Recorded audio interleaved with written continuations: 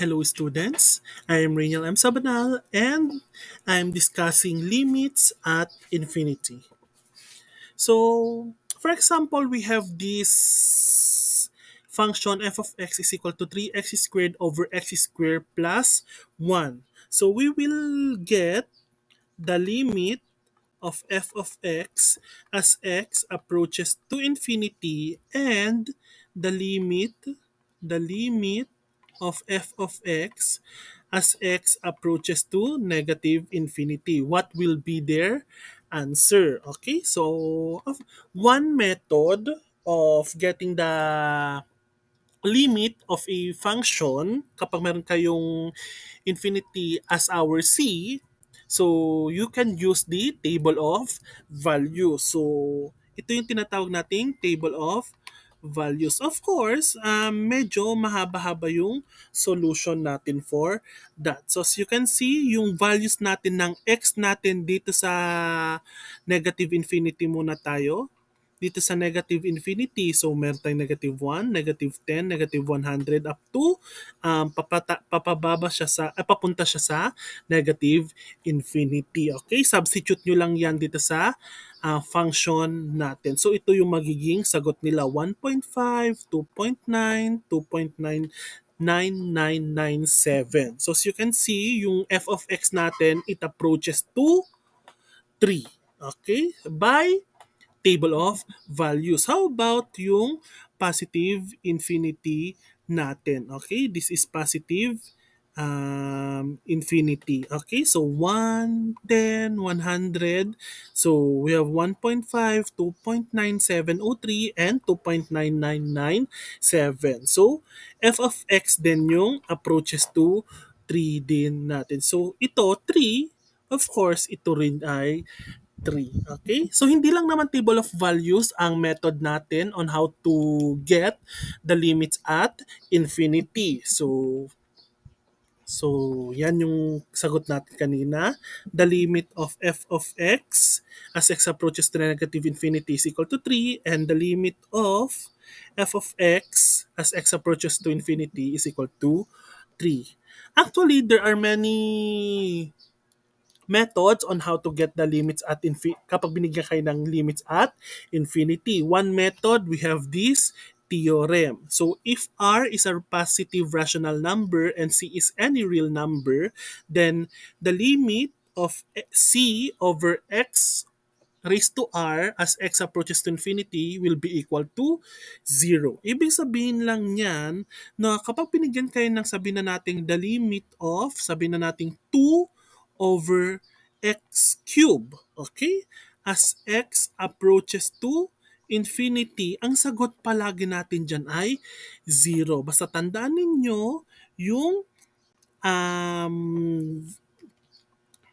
function natin sa baba ay dapat polynomial function. Tapos yung sa taas naman ay constant function. Ganon din dun sa baba. So the limit of c over x raised to r as x approaches to negative infinity will be equal to 0. So sabihin na natin the limit of negative, I'm sorry, sabihin na natin the limit of 1 over x square as x approaches to negative infinity, of course, magiging 0 pa rin yan. You can prove it by using table of values. Magiging 0 palagi yung sagot natin dyan. Okay? So, we can use this theorem to answer limits at infinity. So, for example, we have this.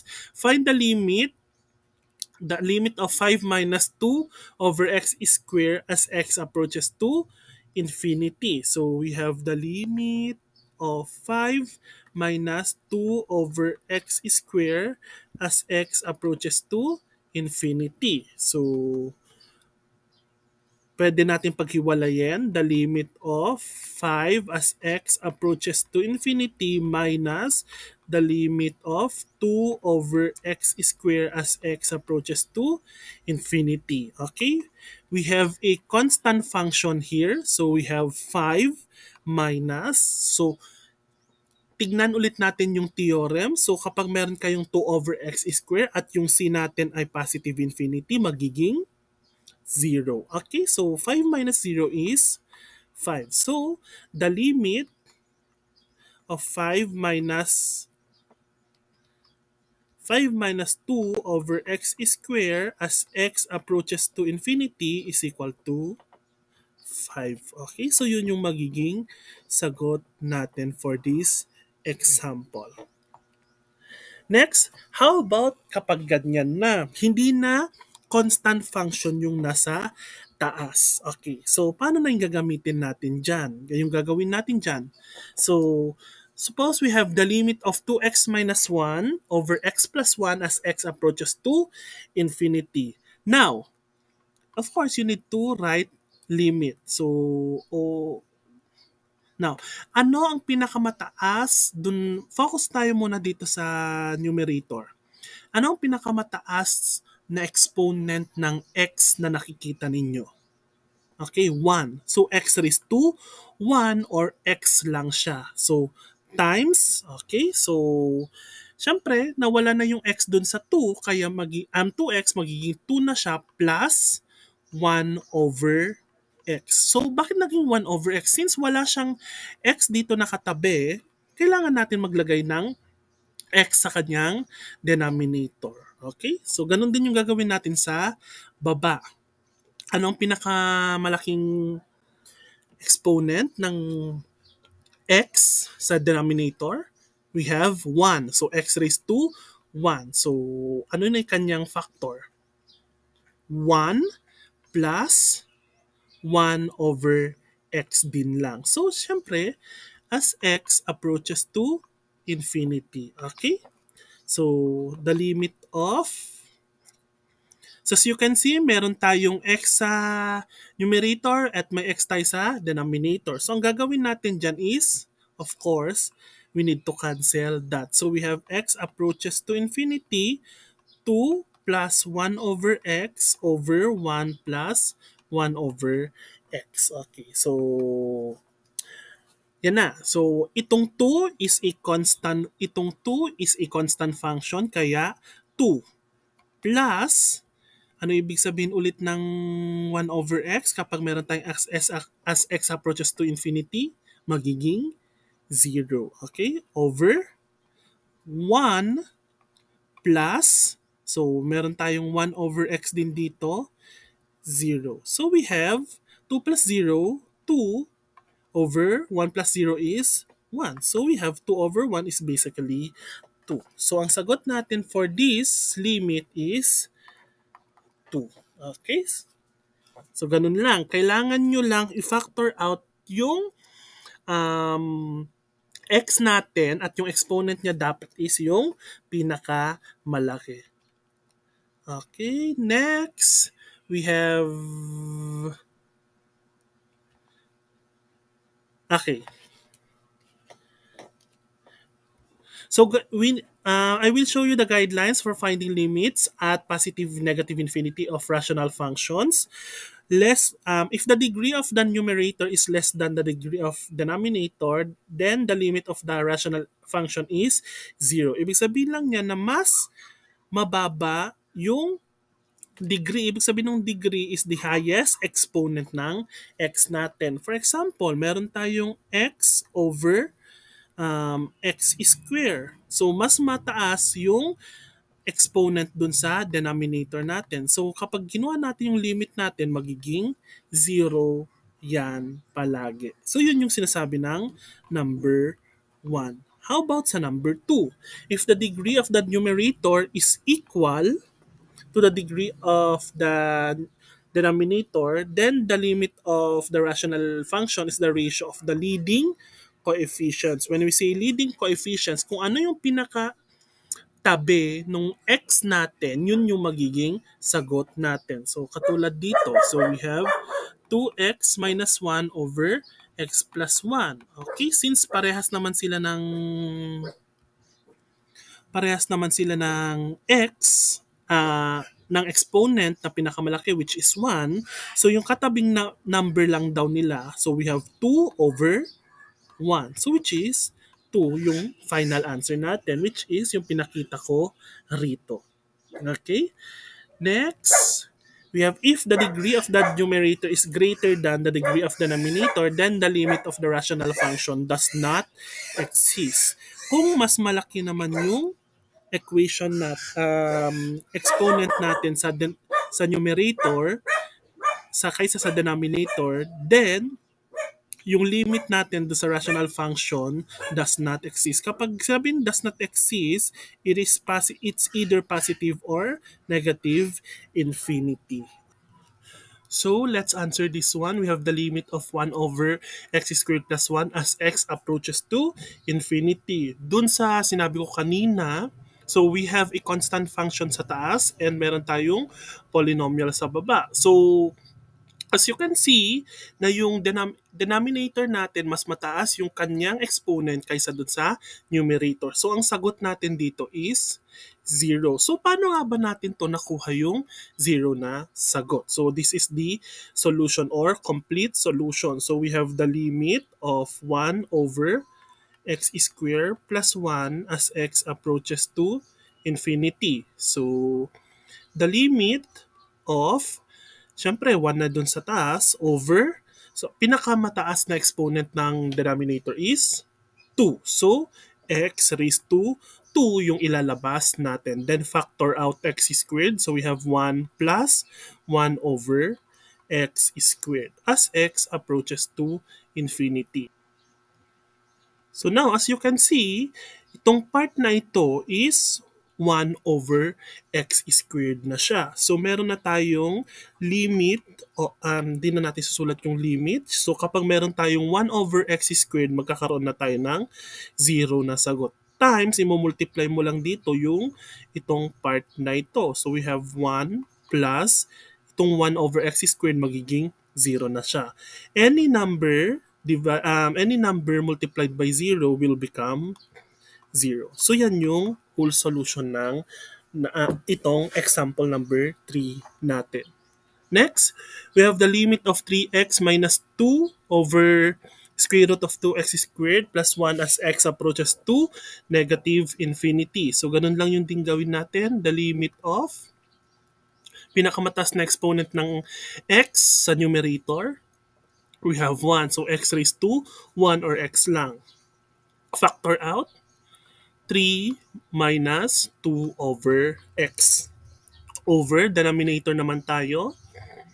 Pinakamatas na exponent ng denominator, 2. So we have x squared times 2 plus 1 over x squared. So as you can see, dito sa part na ito, ayan, so meron tayong square root of x squared. So, ano yung square root of x squared? Cancel, magiging x na lang siya. So, as x approaches to negative infinity.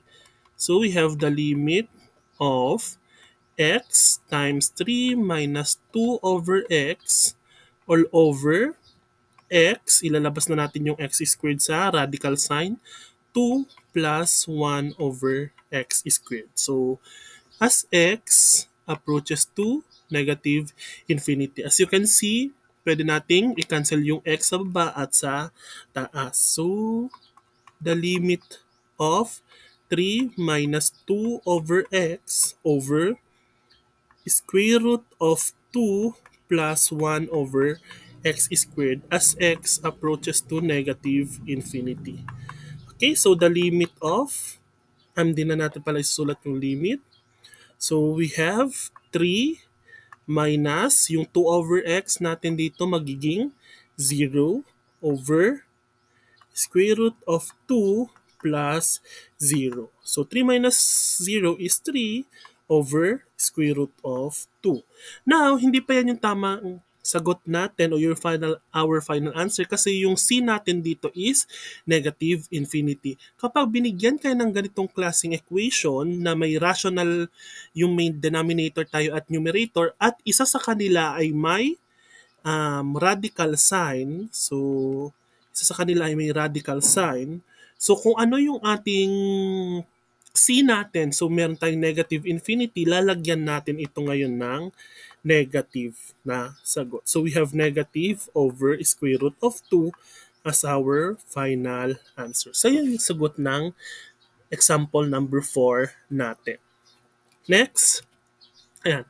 Infinite limits at infinity. Okay? So, dito sa mga past example natin, may mga finite answer lang tayo. Ngayon, nagkakaroon na tayo ng infinity na sagot. Kung meron tayong infinity na sagot, we have a does not exist na sagot. So, let's have this example. So, of course, dito sa A natin, the limit of x cube as x approaches to infinity, syempre, kapag papataas yung x natin, of course, yung y din natin ay tumataas. Kaya meron tayong infinity, meron tayong polynomial function. Dito naman sa B, negative infinity. As x decreases, y also decreases. So, ano yung sagot? Dito sa letter B natin, we have negative infinity. Okay, so ganun lang. Okay, let's have this example. Find the limit of 2x cubed plus 3x plus 1 over 4x cubed plus 5x squared plus 7 as x approaches to infinity if it exists. So we have four options. Does not exist, 1 half, 0, and infinity. Let's try. So the limit of, what do you think is the first step? You need to factor out the highest exponent nung x natin. So, numerator, pinakamatas na exponent ay 3. Okay, so x cube, ano yung factored form niya natin? 2 plus 3 over x square. X square lang siya kasi meron na tayong isang x dito. Plus 1 over x cube. Okay? Divided by pinakamataas na exponent dito sa denominator, we have also 3. So, x cube 4 plus 5 over x plus 7 over x cube. So, as x approaches to infinity. So, anong mapapansin nyo rito sa x cube at x cube? So, we can cancel it out. So, we have the limit of 2 plus 3 over x squared plus 1 over x cube all over 4 plus 5 over x plus 7 over x cube as x approaches to infinity. Okay? So, we have 2 plus dito magiging 0 plus 0 over 4 plus 0 plus 0. So we have 2 over 4 or simply 1 half. So our answer is letter B. It should be 1 half. Next. Okay. Find the limit of square root of 3x raised to 4 plus 7 over x squared plus 3. So, first step, ganun din lang. We need to factor out yung highest exponent ng x. So, the limit of pinakamatas na exponent sa numerator, we have 4. Okay? So, we have square root of x raised to 4 times 3 plus 7 over x raised to 4. All over, pinakamatas na exponent sa baba, we have 2. Correct. So we have x squared times 1 plus 3 over x squared. So as x approaches to infinity, so as you can see dito sa numerator natin, meron tayong square root of x raised to 4. So kalahati ng 4 is 2. So, meron tayong x squared. So, the limit of x squared, square root of 3 plus 7 over x raised to 4 all over x squared times 1 plus 3 over x squared as x approaches to infinity. Ano nang susunod na step? Cancel. So, we have cancel. So, meron na tayong, okay, so square root of 3 plus 0 all over 1 plus 0. So, square root of 3 over 1, or meron na tayong square root of 3 as our final answer. And last, we have this, compute the limit of square root of 4x squared plus 17 minus 2x as x approaches to infinity. So, ganun din lang gagawin natin. The limit of pinakamataas na exponent dun sa square root, square. Okay, so x square multiplied by 4 plus 17 over x square minus 2x as x approaches to infinity. Next, ang square root of x square natin is x. Okay, so the limit of x square root of 4 plus 17 over x squared minus 2x as x approaches to infinity. As you can see, meron tayong x sa first term natin at saka x sa second term natin. So, pwede natin ilabas yung dalawang x natin. So, the limit of x times square root of 4 plus 17 over x squared minus 2 as x approaches to infinity. Now, substitute natin yung infinity sa x. So we have infinity times square root of 4 plus itong 17 over x squared magiging 0. Correct. Minus 2. So we have infinity times square root of 4 minus 2. So square root of 4 is 2 minus 2. Now we have 2 minus 2 is 0. Now, kung meron kayong binigay na infinity times 0, ang sagot dyan is undefined. Hindi natin pwedeng masabing 0 ang sagot natin dito kasi infinity is not a number. It's just a symbol. So our answer is undefined. So that's how to compute limits at infinity and infinite limits in infinity. That's all for today, and thank you for listening.